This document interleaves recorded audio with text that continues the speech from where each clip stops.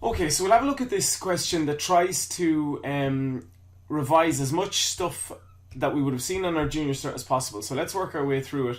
And we're given this sketch. We have a line K, we have points A and B that are connected to form the line AB, and then we're asked all of these questions here on the left hand side. So let's go and have a look.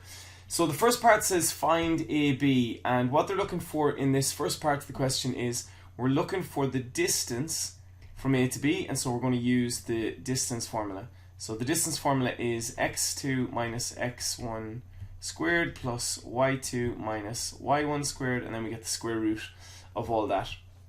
So important to label the points. First of all, we have A, 8 minus 6, I'm going to label that x1, y1. And then B is 5 minus 2, I'm going to label that x2, y2. So I'm going to plug these into the distance formula.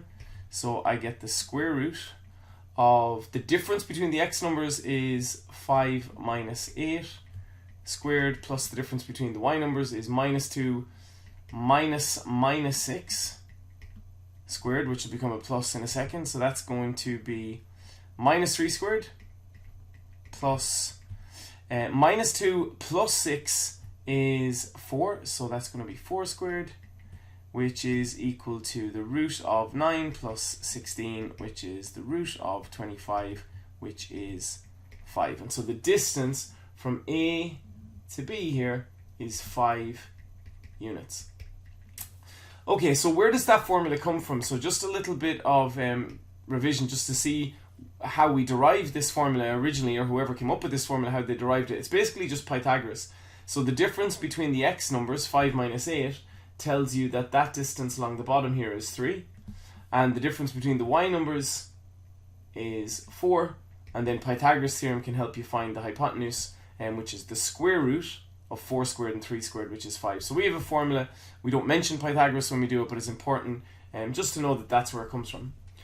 Okay, the second part of the question is about the midpoint. So let's just color this green temporarily, and we'll write down the midpoint formula. So they ask us to find the midpoint of AB. So x1 plus x2 over 2, comma, y1 plus y2 over 2. So the reason there's a comma is because the answer to the midpoint is a point itself. It has an x coordinate here on the left of the comma and a y coordinate here on the right. And we're looking to find the point that's halfway between A and B.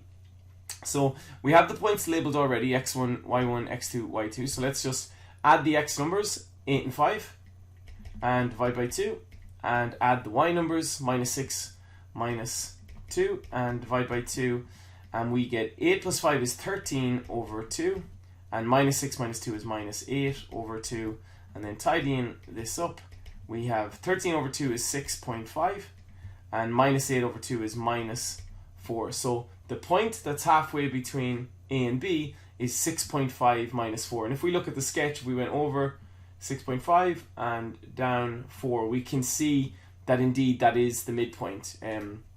Now I suppose we're not told that the midpoint is on this line K, but it looks like that is the middle of A and B. But important to use the formula just to confirm that. Okay, so the next part of the question says, show that the line K contains the midpoint. So how do you show a point is on a line? So let's color this one purple. So the line K we have is 6x minus 8y minus 71 equals 0. And the midpoint we found obviously is 6.5 minus 4. So we're going to sub 6.5 minus 4 into the line K, which is 6x minus 8y minus 71 equals 0. And we're going to see, does that point satisfy this equation? So we'll see what we mean by satisfy in a second. So let's sub in 6.5 for x. 6 times 6.5 minus 8 times minus 4 minus 71 equals 0.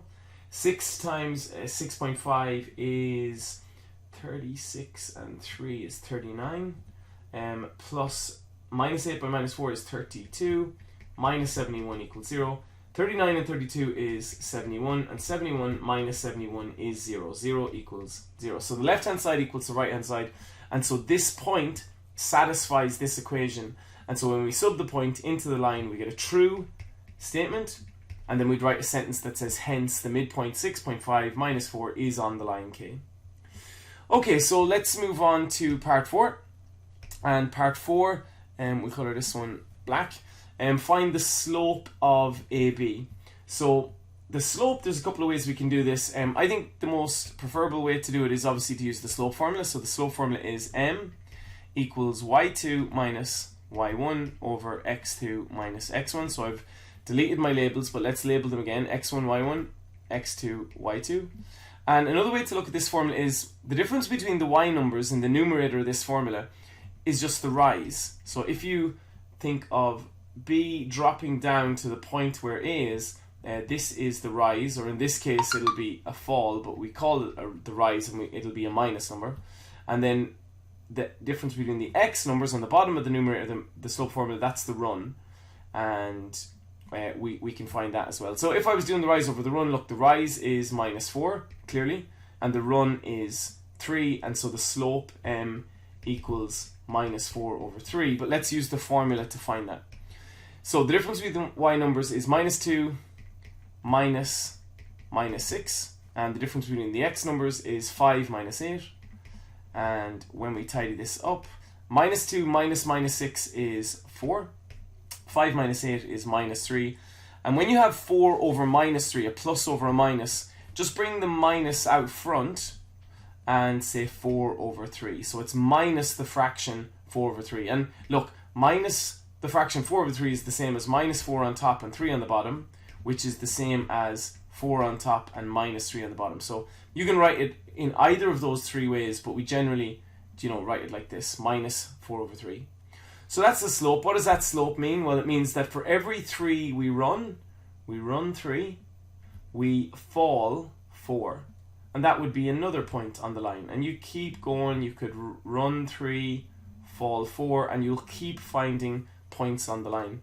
Another way to think of it is, for every 1 unit to the right we go in this line, we drop 4/3 of a unit. So you can see, when you go over 1, you drop 4/3, a bit more than 1. You can see it's a bit bigger than the box.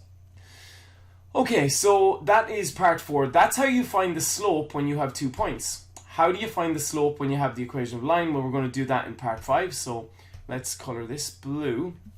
And let's write down the line. 6x minus 8y minus 71 equals 0. And when the line is in this format, the little formula for the slope is m is equal to minus a, where a is the x number, over b, where b is the y number. And so if we apply that to this particular line, we have minus a, which is minus 6, over b, which is minus 8, and minus 6 over minus 8 is 6 over 8, and we could simplify that to 3 over 4. And so with the line k, for every 4 we go over, 4 is the run, we go up 3 over 4, up 3, and so on. Or we could say that for every 1 unit we move to the right, we go up 3/4 of a unit. Over 1, up 3/4. One thing to notice, just because both those parts were about slopes, we can see that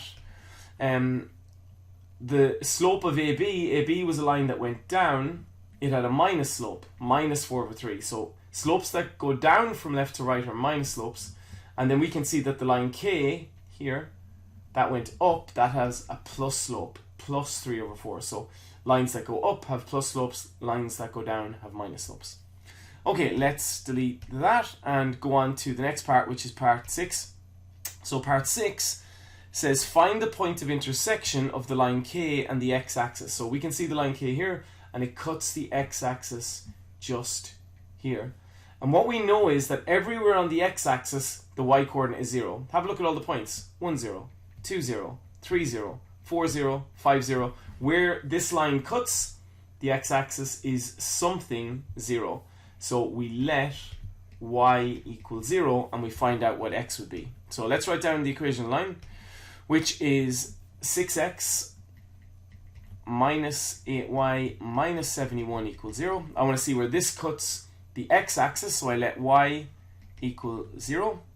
So let's go ahead and do that. So we get 6x minus 8 by 0 minus 71 equals 0. 8 by 0 is 0, so 6x equals 71. X is 71 over 6, which is 11 and 5/6. And you can see on our sketch here, it's a bit short to 12, where it cuts the x-axis, and so it is the point, we've just found out that right here is the point 11 and 5/6, comma 0. Remember, the y-coordinate is 0.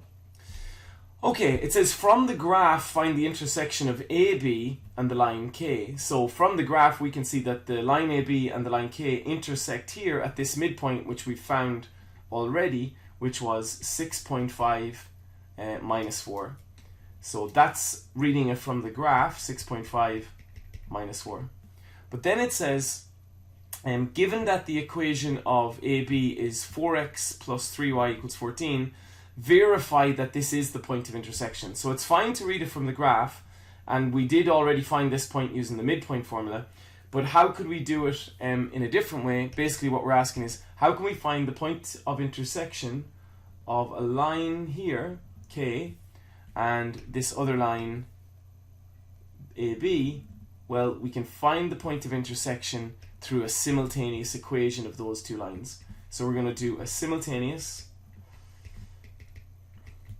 equation, and we should get this value here, 6.5 minus 4. So let's rub out what we don't need, and let's do a simultaneous equation with those two lines. So we'll write them in the colors that I've drawn there. So K we'll write in blue, and it's the line, where is K? K is 6x, so K is 6x minus 8y minus 71 equals 0. And then our line AB we'll write in green, so AB then is the line 4x plus 3y equals 14. So we have to make a decision to multiply the top line or the bottom line or both lines by a particular number, so that we can either eliminate the x's or eliminate the y's. So what I can see is that it looks like it'll be easier to eliminate the x's. And how can I do that? Well, if I find the common denominator of 6 and 4, that's 12. And so how could we make 12x? We'd multiply the top line by 2, and the bottom line we'd multiply by 3, but because we want to eliminate them, we want them to have different signs, so I'm going to multiply by minus 3. So let's write the two lines again, and one other thing just to keep note of is we want the numbers on the right hand side. So as I do this next line, I'm just going to put that minus 71 over on the other side and make it a plus 71. So let's multiply the top line by 2. We have 12x minus 16y equals 71 times 2 is 142.